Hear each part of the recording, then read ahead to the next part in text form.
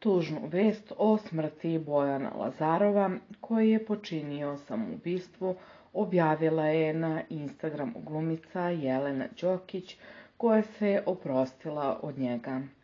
Ovaj glumac mnogima je poznat po ulogama u Klopci, Balkanskom fantomu, Mirisu kiše na Balkanu, Istini i lažima, Tajnama vinove loze, Crvenom mesecu i Vikendu sa Ćaletom.